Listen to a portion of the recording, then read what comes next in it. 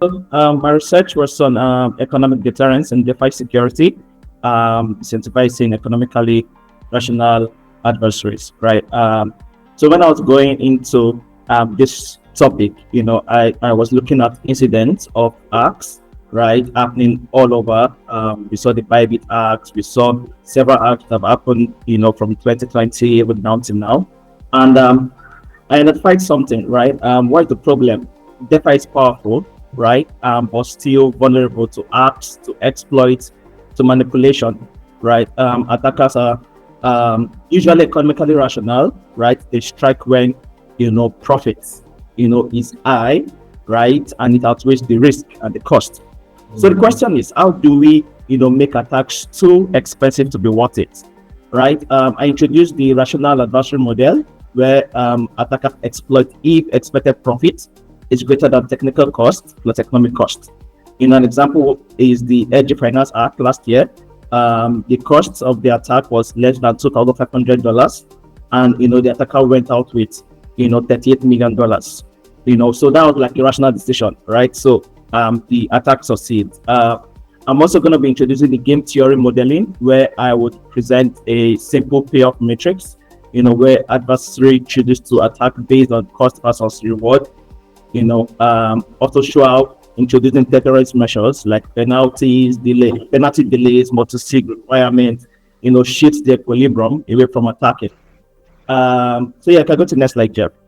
Why I vote, prime target, right? So, people, advised me, I should focus on both. I was thinking I was not going to see a lot of research, on this, but yeah, I saw quite a lot, so I think I might just focus on it. So, but why I vote prime target? First of all, right, they manage billions in DeFi, right, and are also magnets for oracle manipulation. We saw that in Mango Market.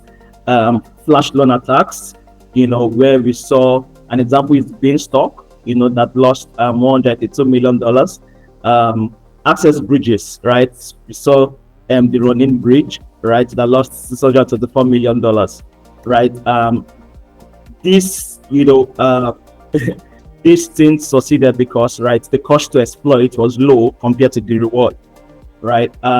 So yeah, what do we do? The solution, basically, we raise the cost of attack, right? The cost of attack, what you tell economic deterrence. Now, deterrence, differs for different fields. Deterrence is just basically discouraging the attackers from attacking you, so to speak, right? So what do? We make the attack too expensive to attempt, right? If the cost of attack is greater than the rewards, the attackers will walk away, right? Ways to increase, the attack costs. We have the technical reinforcement. Jessica, go to the next slide. Yes.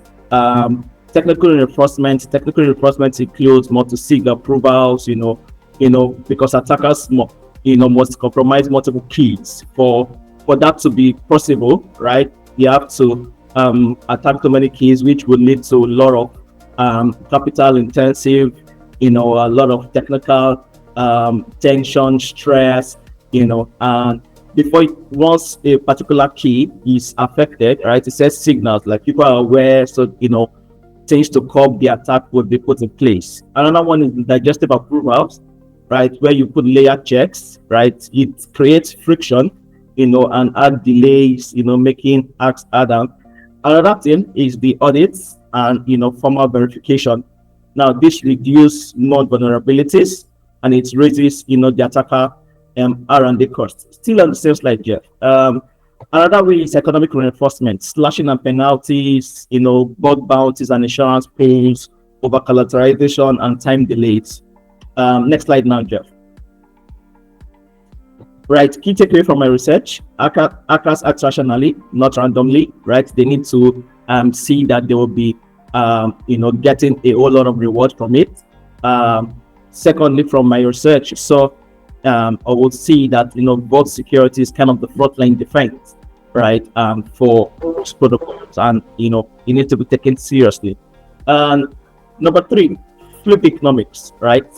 Make the attacks costlier than the benefits, and this would deter